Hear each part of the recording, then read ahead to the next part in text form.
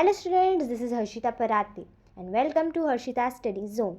And as I provide you chapters explanation in Hindi and NCERT solutions also.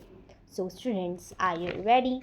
In last video we have learned that what changes had been done thousands of years and also about two maps. First map was made by Arab geographer Al-Idrisi in 1154 century or CE. The second map was made by a French cartographer in 1720s. Cartographer is a person who makes map. Then we have taken some example of changes which is done in this 1000 years. For example, medieval Persian, the changes of saying the word Hindustan and about the foreigner also. Historians and their sources. In this, the paper became very cheaper. Then we learned about manuscripts and archives also. There were no printing press, so scribes wrote them. New social and political groups, in which we learned that Rajput is a word which is derived from the word Rajputra, which told us mostly warriors group who belong to Kshatriya caste status. So till now our chapter was completed. So let's start.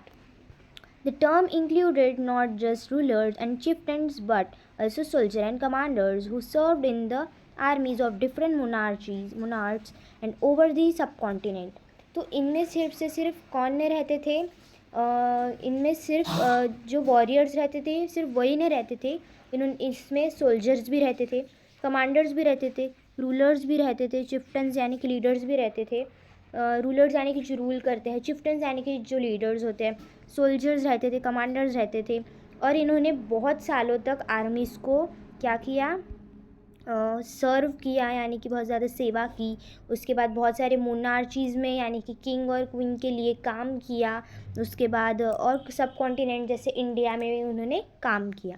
A chivalric code of conduct, extreme valour and a great sense of loyalty were the qualities attributed to Rajput by the poet and the bards. तो क्या होता था कि जो चिरवालिक जो है, मतलब ये जो है ये बहुत ज़्यादा हॉनेस्ट रहते थे. उनके अंदर बहुत ज़्यादा वैल्यूअर रहता था. वैल्यूअर यानी कि उनको कौन सी भी चीज़ की कुछ भी फियर नहीं रहता था. और उनके अंदर बहुत ज़्यादा ग्रेट सेंस ऑफ लॉयल्टी रहती थी. उसके बाद उनकी ऐसी क्वालिटीज़ उनके अंदर हमें देखने को मिलती है. देन और उसमें बहुत सारे पोएट्स, बार्ड यानी कि वही जो पोएम्स लिखते हैं वगैरह वगैरह. Other groups of people such as Maratha, Sikhs, Jat, होम्स एंड क्षत्रिय और एंड कायाथाज. जो कायाथाज हमें यहाँ पे बोला गया है, ये एक कास्ट है जिसमें सब स्क्राइब्स जो रहते थे, स्क्राइब्स और सेक्रेटरी इसी कास्ट में रहते थे. Also use the opportunity of the age become politically important. और ये इस मतलब उस टाइम पे बहुत ज़्यादा क्या हो गए थे, बहुत ज़्यादा इम्पॉर्टेंट हो गए पॉलिटिकली. मतलब नेशनलिटी, मतलब जैसे वो इंडिया के थे तो इंडिया में बहुत ज़्यादा वो इम्पॉर्टेंट हो गए थे, पॉपुलर हो चुके थे. Then throughout this period there was a gradual clearing of forest and the extension of agriculture, a change faster and more complete in some areas than others. तो जैसे जैसे टाइम जाता गया वैसे वैसे क्या हो गया, जो फॉरेस्ट रहने लगे उसमें कि बहुत ज़्यादा ट्रीज़ को काट दिया जाने लगा. एक्सटेंशन मतलब बहुत ज़्यादा एडिशन होने लगी कि मतलब फॉरेस्ट में मोस्टली ट्रीज़ ज़्यादा रहने ही नहीं लगे. उसके बाद जो एग्रीकल्चर रहने लगी वो जब बहुत ज़्यादा फास्टर होने लगी कि जो भी खाने की चीज़ें रहती थी, खेती वगैरह रहती थी, वो बहुत ज़्यादा फास्ट होने लगी. पर जो ट्रीज़ रहते थे फॉरेस्ट के वो काटने लगे. चेंजेस इन दी हैबिटेट यानी कि जो भी हमारा आज बाजू का एनवायरनमेंट था उसमें बहुत सारे चेंजेस होने लगे. And forced many forest dwellers to migrate. और जो भी फॉरेस्ट ड्वेलर्स यानी कि जो भी लोग फॉरेस्ट में रहते थे उनको माइग्रेट यानी कि ट्रैवल करने के लिए उनको फोर्स किया गया. क्या अभी फॉरेस्ट के पेड़ तो काट रहे हैं तो आप वहाँ पे जाओगे तो वो ट्रैवल करने लगे. Then for their food and वगैरह वगैरह, फूड देन वाटर वगैरह. There others started tilling land and became peasants. इसका मतलब क्या है कि जो लैंड थे उस पर बहुत सारे लोग टाइल्स लगाने लगे, टाइल्स, तो जिसके कारण क्या होने लगा कि जैसे जहाँ पे हम लैंड पे ग्रो करने, जहाँ पे ट्रीज़ हम लगा सकते थे वहाँ पे उन्होंने टाइल्स लगा दिया, तो जिससे हम क्या करने लगे, हम ज़्यादा अच्छे से ट्रीज़ वगैरह ग्रो नहीं कर सकते थे.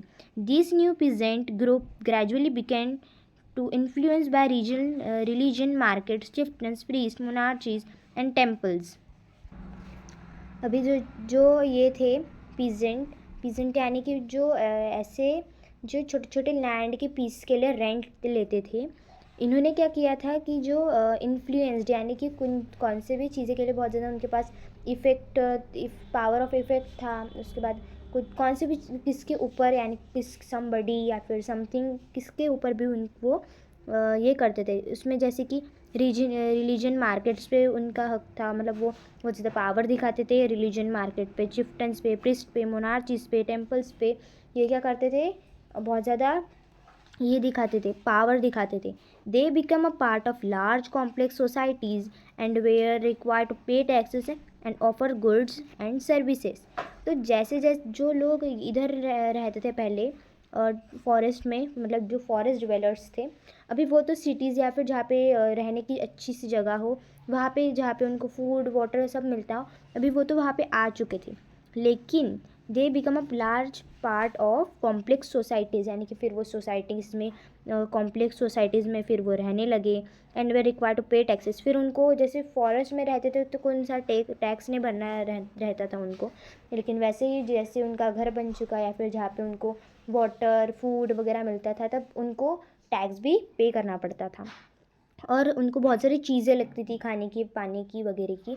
जैसे अगर वो फॉरेस्ट में है तो उनको फ्रूट्स वेजिटेबल्स वगैरह वगैरह मिल जाएंगे, लेकिन वही अगर वो घर में रहते हैं तो उनको वो बाहर से लाना पड़ता था, उनको वो गुड्स यानी कि वो सब सामान लाना पड़ता था.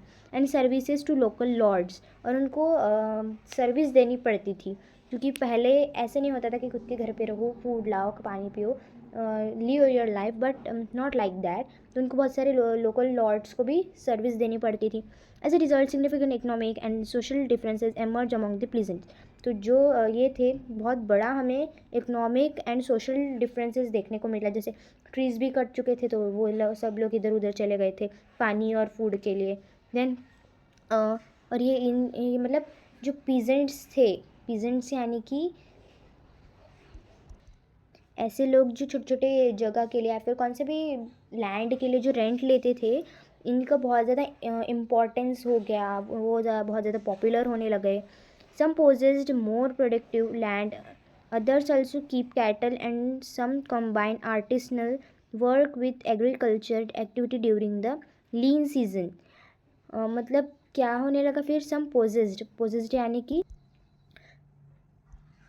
वो खुद का अधिकार जमाने लगे. उसके बाद बहुत ज़्यादा प्रोडक्टिव हो गए वो लैंड वगैरह के इसमें कि हम यहाँ पे ट्रीज़ काटेंगे, यहाँ पे हमारे सब कुछ अधिकार है कि हम यहाँ पे कुछ भी कर सकते हैं. जो पीजेंट्स थे, मतलब जो छोटे छोटे इधर के लिए रेंट लेते थे लैंड के लिए, उनका भी बहुत ज़्यादा इफ़ेक्टिव हो गया, मतलब उनका भी बहुत ज़्यादा पॉपुलर हो गया, इंपॉर्टेंस हो गया उनका. फिर उन्होंने क्या किया, कैटल जो रहते हैं ये मतलब वो रेस करने लग गए वो. उसके बाद और बहुत ज़्यादा आर्टिसनल वर्क, आर्टिसनल मतलब जो भी हैंड वर्क रहता था, हैंडमेड जो भी वो चीज़ें बनाते थे, तो वो सब वो बहुत ज़्यादा इम्पोर्टेंस होने लगा उसका भी, वो भी बहुत सारे लोग खरीदते थे. एग्रीकल्चर एक्टिविटी, मतलब जो भी खेती वगैरह होती थी उसका भी बहुत ज़्यादा इम्पोर्टेंस हो गया. और जब लीन सीजन, लीन मतलब व्हेन, तो लीन का मतलब क्या रहता है कि when anyone move their head from their whole body, it is called as lean. तो यहाँ पे लीन सीजन बोला गया है.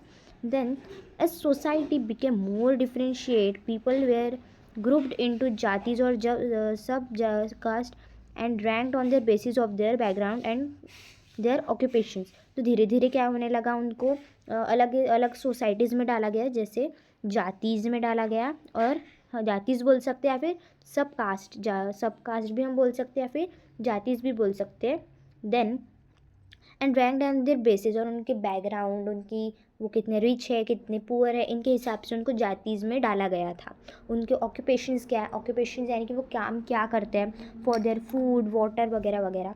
Ranks were not fixed permanently, और उनके जो रैंक्स रहते थे, समझो आज हिंदू जो है वो बहुत ज़्यादा ऊपर है तो उनका रैंक ऊपर, फिर जो अलग अलग जो भी सब कास्ट आते थे वो ऊपर नीचे ऐसे रैंक उनका होता रहता था। And varied according to their power, और उनके पावर के हिसाब से वो रैंक पे आते थे। Influence and resources controlled by member of their जाति, और उनके बाद उसके बाद क्या होने लगा कि जो इन्फ्लुएंस मतलब जो भी उनके पास पावर थी, वो पावर और जो रिसोर्सेज थे, मतलब जहाँ से उनको पानी वगैरह जो भी मिलता था वो सब कंट्रोल करने लगे जाति वाले। Then the status of the same jati could vary from area to area. अभी जैसे जैसे एरिया टू एरिया, यानी कि इस सिटी में कुछ अलग उनके रैंक हो सकते हैं, फिर दूसरे सिटी में कुछ अलग रैंक हो सकते हैं।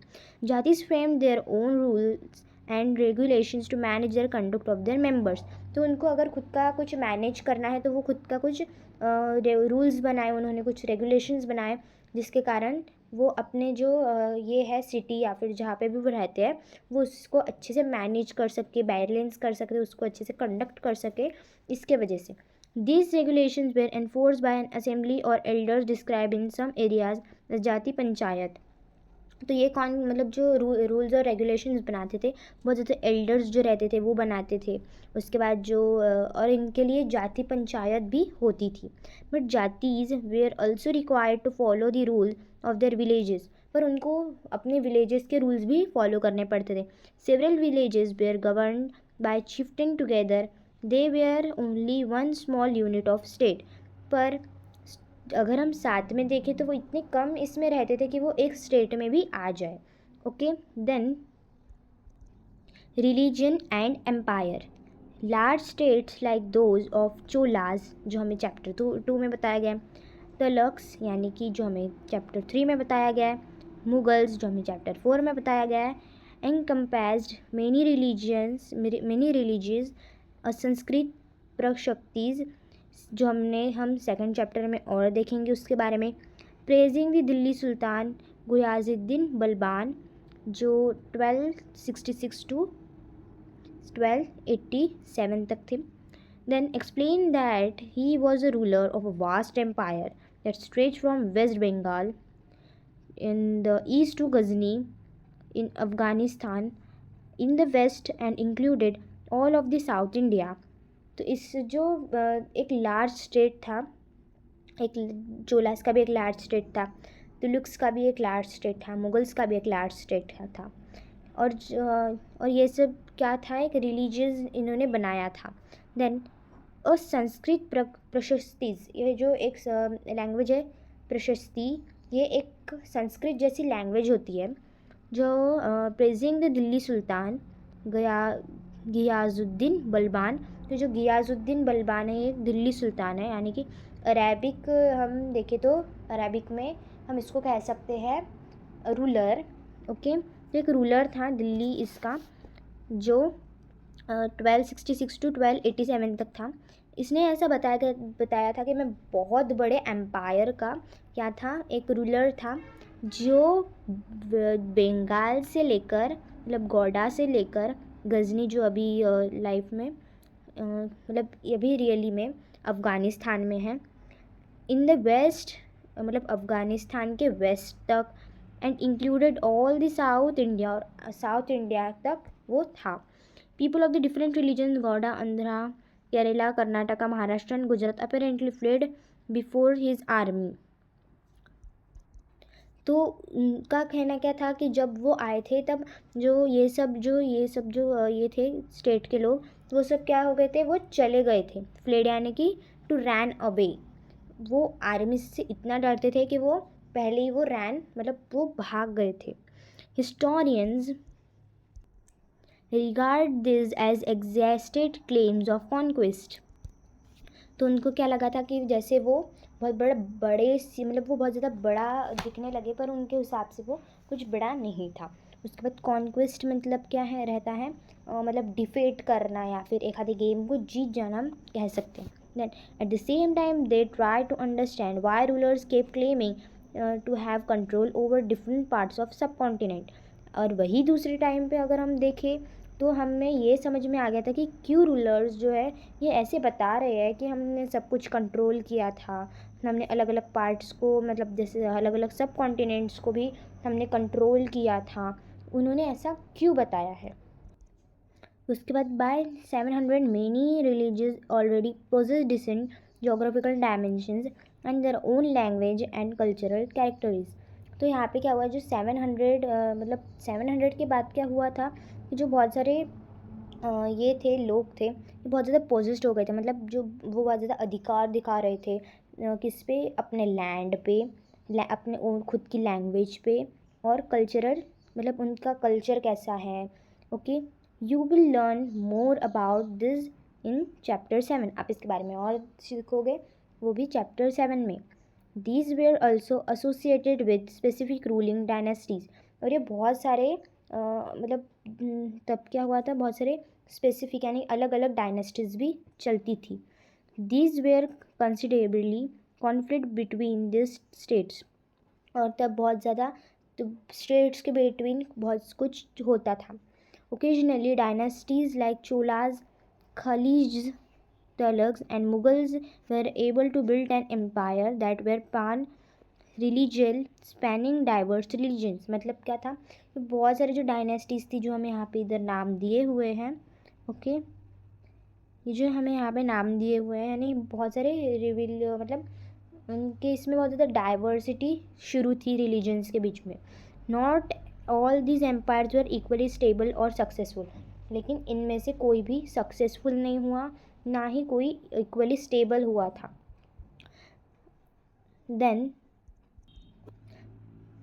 When the Mughal empire declined in the 18th century, it led to be re-emergence of religion states।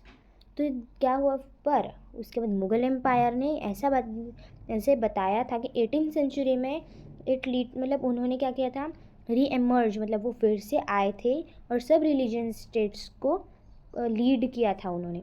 But years of एम्पर्सल पान religion rule had alerted the characters of religions. पर जो ये थे पान रिलीजन, इन्होंने बहुत ज़्यादा अलर्ट किया था कि हम रूल कर सकते हैं तुम्हारे कैरेक्टर पे, उन तुम्हारे रिलीजियस पे। According most of the subcontinent the religious were left with the legacies of the big and small state that had rule over them. पर across most of subcontinent, मतलब सबसे ज़्यादा या फिर जो सब कॉन्टिनेंट थे जैसे इंडिया, पाकिस्तान वगैरह वगैरह, the religions where left the legacies. इन्होंने बहुत सारे रिलीजियस को छोड़ दिया था, बहुत सारे लेगेसीज को भी छोड़ दिया था। Of the big and small states, जो छोटे छोटे या फिर बड़े बड़े स्टेट्स में थे, उन जो रूल करते थे उनको भी उन्होंने लेफ्ट यानी कि छोड़ दिया था। This was apparent in the emergence of many distinct and shared tradition। फिर उसके बाद क्या हुआ कि अभी तो एमर्जेंस हो गया, यानी कि बहुत सारे जो ये थे वो एमर्ज हो गए थे। अभी कुछ उनका ये नहीं दिख रहा था राइट, या फिर उनका कुछ ये नहीं दिख रहा था, अपीयरेंस नहीं दिख रहा था। पर अभी क्या हुआ था, वो उन्होंने क्या किया था, बहुत सारे जो ट्रेडिशंस रहते हैं उनको उन्होंने शेयर किए थे। In the realms of governance, the management of economy, elite culture and language। Through the 1000 years between 700 and 1750। तो इसके बीच में मतलब 700 और 1750 के बीच में बहुत कुछ हमने क्या दिखे, डिफरेंसेस देखने को मिले थे। The character of the different religions did not grow as solution. Then these religions felt in the impact of large pan-religious forces of integration without ever quite losing their distinctions। इसका मतलब क्या था कि जो इनका बहुत बड़ा मतलब बहुत बड़ा इम्पैक्ट पड़ चुका था लार्जर पान रिलीजन पे। Then old and new religions, तो यहाँ पे क्या बोला गया है, The 1000 years of history that we are exploring witness major developments in religions traditions। तो यहाँ पे क्या बोला गया कि जो बहुत थाउजेंड्स जो ईयर्स हम हिस्ट्री पढ़ रहे हैं, एक्सप्लोरिंग विटनेस, हमने बहुत सारी चीज़ें पढ़ी भी है और बहुत सारी चीज़ें हम पढ़ेंगे भी, और बहुत सारे मेजर हमने बहुत सारे डेवलपमेंट्स भी देखे हैं। जैसे पहले बहुत अजीब अजीब अजीब अजीब नहीं, पहले कुछ अलग ही था और अभी हम कुछ अलग बोल रहे हैं। जैसे हमने हिंदुस्तान का भी एग्जाम्पल लिया था, वैसे पहले भी बहुत कुछ अलग था और अभी भी बहुत कुछ अलग है हमारे एनवायरनमेंट में भी, और बहुत सारी यूजेस या फिर डेवलपमेंट टेक्नोलॉजी में भी बहुत सारे डिफरेंसेस हमको देखने को मिलते हैं। Then people believe in the divine was sometimes deeply personal but more usually was collective. तो यहाँ पे क्या बोला कि जो पीपल्स थे ये बहुत ज़्यादा बिलीव करते कि थे कि समटाइम्स बहुत मतलब कभी कभी बहुत बड़ा या फिर कभी कभी बहुत deeply personal but more usually in collective. तो पीपल ऐसे बिलीव करते थे कि हम पर्सनल नहीं है लेकिन हम बहुत ज़्यादा कलेक्टिव है। Collective belief in supernatural agency. Religion was often closely connected with social and economic organisation of local communities. Then मतलब पीपल्स को ऐसा बिलीव था अंधविश्वास पे कि रिलीजन्स वॉज वेरी मतलब वो बहुत ज़्यादा रिलीजन पे बहुत ज़्यादा क्लोजली वो कनेक्टेड है सोशल और इकोनॉमिक पे।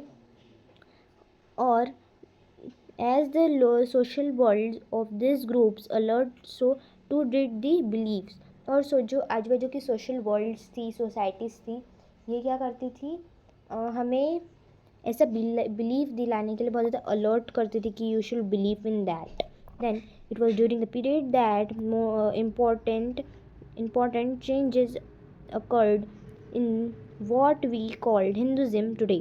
और ऐसे ही करते करते कुछ हिंदुज़म बना। These included the worship of new deities, the construction of temples by royalty, and the growing importance of Brahmins and the priests of dominant groups in societies। और ऐसे ही कैसे क्या बना था, हिंदुज़म बना था। दिस इंक्लूडेड द वर्कशिप, और इसमें बहुत सारे लोगों की वर्कशिप भी थी, यानी कि बहुत सारे लोगों का उसमें पार्टिसिपेशन भी था। और बहुत सारे लोगों ने ऐसे ही टाइम पे क्या किया था, टेम्पल्स बनाए थे जो बहुत ज़्यादा रॉयल है, रॉयल्टी से बिलोंग करते हैं, बहुत ज़्यादा रिच है। And the growing importance of Brahmans, और जैसे जैसे ऐसा होने लगा वैसे वैसे ब्राह्मण्स की इम्पोर्टेंस भी बढ़ने लगी। प्रिस्ट जो थे इनकी डोमेन यानी कि उनकी बहुत ज़्यादा इंपॉर्टेंस होने लगे, बहुत ज़्यादा पॉपुलर होने लगे। The knowledge of Sanskrit texts earn the Brahman a lot of respect in society.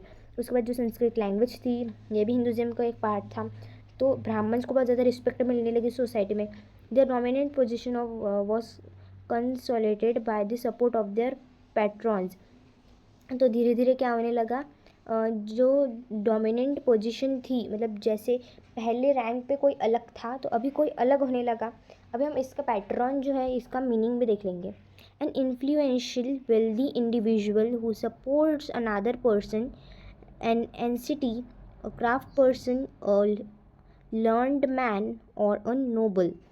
तो ये पैटर्न का मतलब क्या है कि इन्फ्लुएंशियल यानी कि उस पर उसके पास कुछ पावर है, वेल्थ की मतलब वेल्दी की मतलब वेल्थ है उसके पास। New ruler searching for prestige, और बहुत सारे लोग क्या करते थे प्रेस्टीज के लिए बहुत ज़्यादा रूलर्स ढूंढ रहे थे। प्रेस्टीज मतलब बहुत ज़्यादा रिस्पेक्ट मिलने लगी, मतलब जो रूलर्स थे वो बहुत ज़्यादा रिस्पेक्ट के लिए सर्च करने लगे।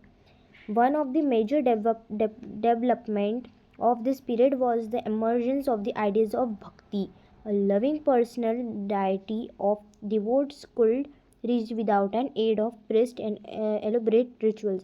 तो ये जो भी था ये धीरे धीरे भक्ति जो थी वो एमर्ज होने लगी, और जो लोगों का लव है, पर्सनल डाइटी है,